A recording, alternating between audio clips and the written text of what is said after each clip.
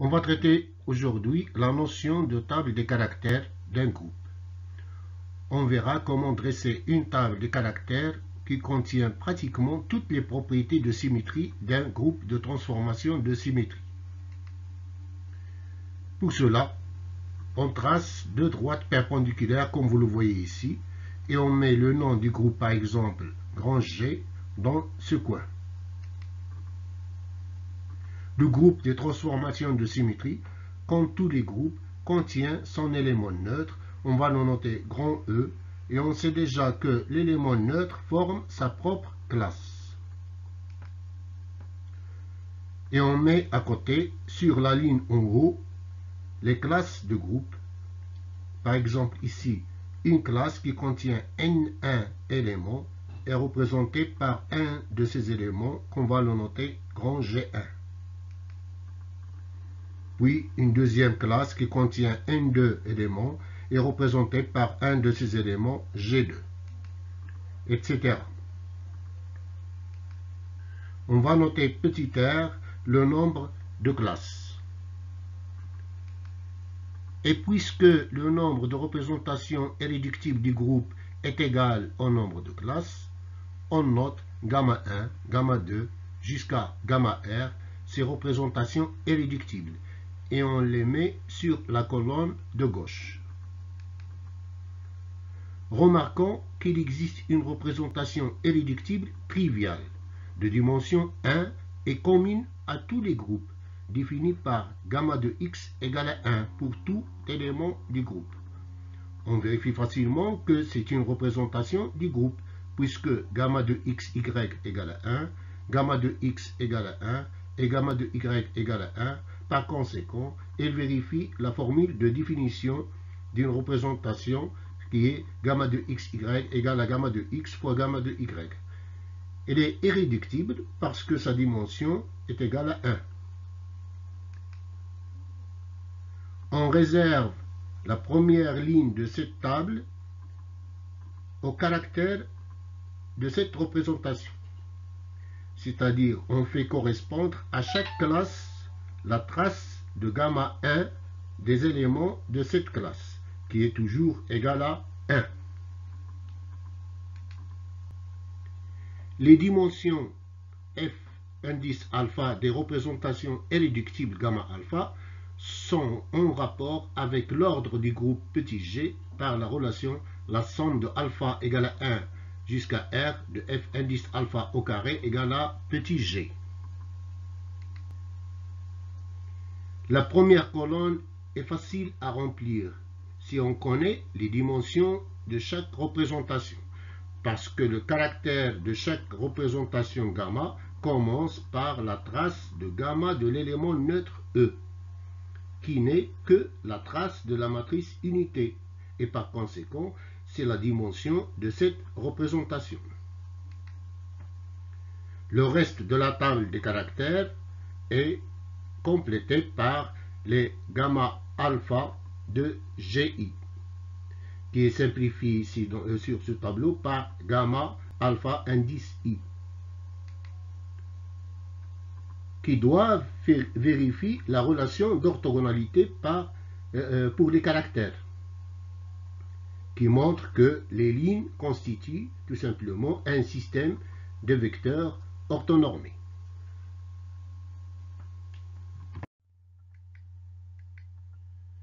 Commençons par un exemple simple, celui d'un groupe cyclique. Quelques exemples des groupes de transformation de symétrie cyclique. Le groupe CS qui contient en plus de l'élément neutre E, un autre élément sigma qui est la transformation de réflexion par rapport à un plan.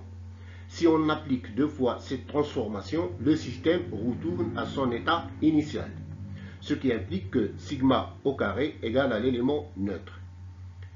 Ce groupe est un groupe cyclique d'ordre 2 et aussi un groupe abélien.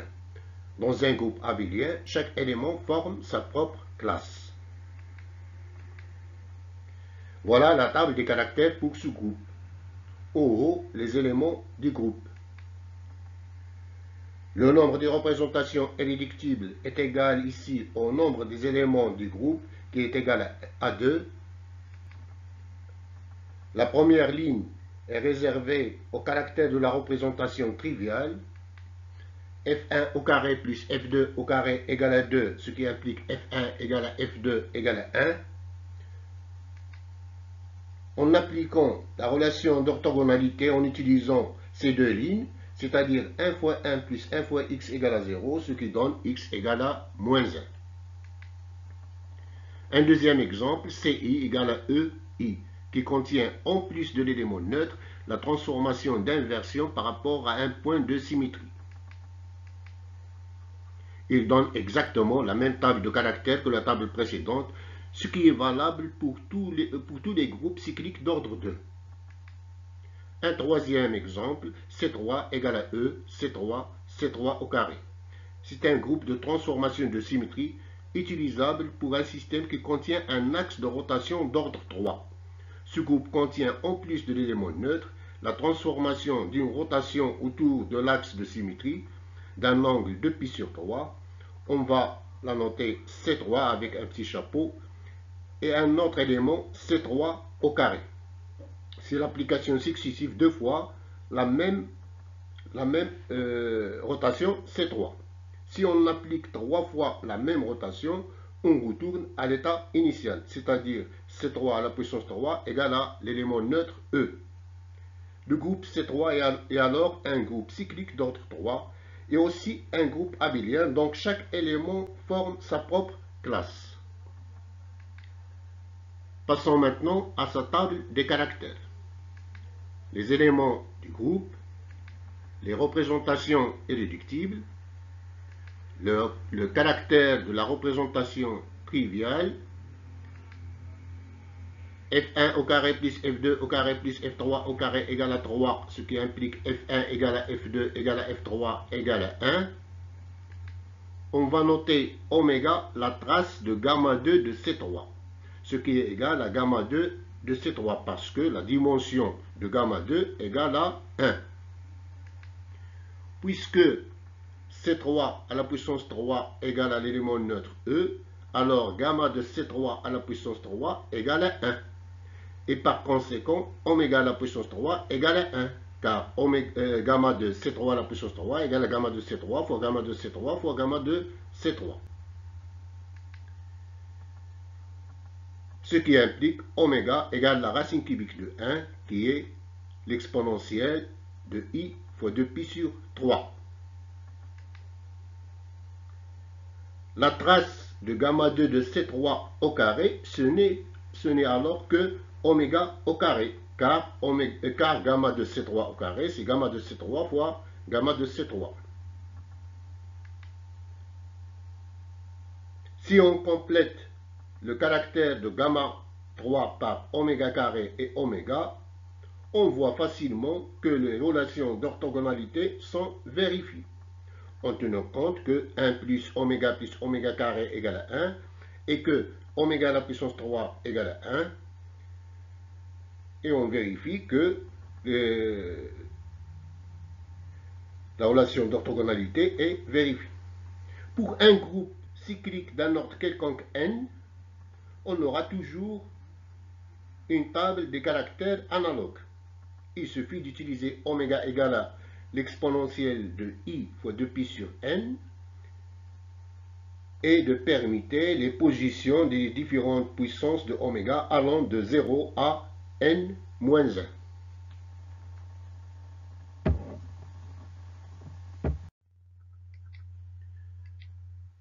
Et maintenant, on va traiter un exemple d'un groupe non abélien. Un groupe non abélien peut avoir des classes qui contiennent plus d'un élément. L'exemple qu'on va traiter est le groupe C3V, qui a été déjà étudié lors d'un devoir. Ce groupe est utilisable pour un système qui contient un axe vertical de rotation d'ordre 3 et 3 plans de symétrie verticaux contenant cet axe de rotation, et qui se déduisent, c'est-à-dire ces plans, l'un de l'autre, par une rotation autour de cet axe d'un angle de 2pi sur 3. C'est-à-dire tous les éléments de symétrie d'un triangle équilatéral.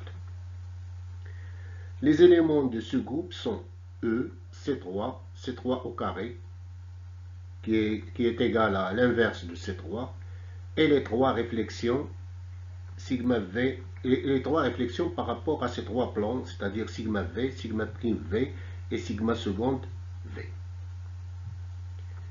C'est un groupe d'ordre 6. Et à savoir que c'est le plus petit groupe non abélien. Passons maintenant à sa table de caractères.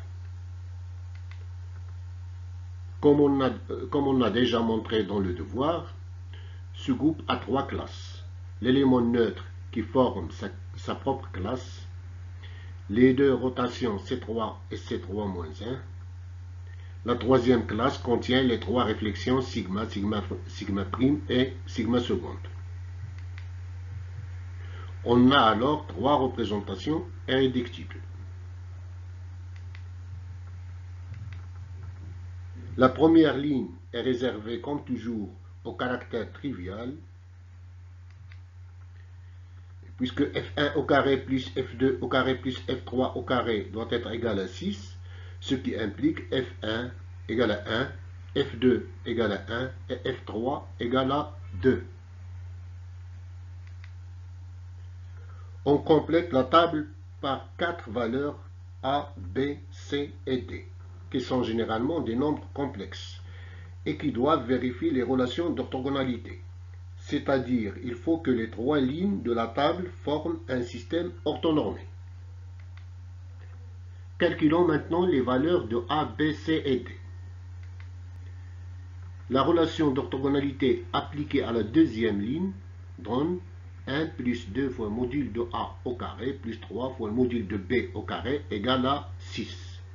On a tout simplement remplacé dans la relation d'orthogonalité delta alpha bêta par 1 et l'ordre du groupe petit g par 6, sans oublier que la deuxième classe contient 2 éléments et la troisième classe 3 éléments, et que chaque élément d'une même classe correspond à la même valeur pour un caractère donné. La relation d'orthogonalité appliquée aux deux lignes 1 et 2 donne 1 plus 2a plus 3b égale à 0. Ici, delta alpha bêta égale à 0. Petit b. B est la trace de gamma 2 de sigma v, qui est égale à gamma 2 de sigma v parce que la dimension est 1. Et puisque sigma v au carré égale à l'élément neutre E, on a gamma de sigma v au carré égale à 1. Et gamma de sigma v au carré, ce n'est que gamma de sigma v fois gamma de sigma v, c'est-à-dire b au carré. Alors b au carré égale à 1. B au carré égale à 1 implique b égale à plus ou moins 1. La deuxième équation devient 1 plus 2a plus ou moins 3 égale à 0. Ce qui donne deux solutions.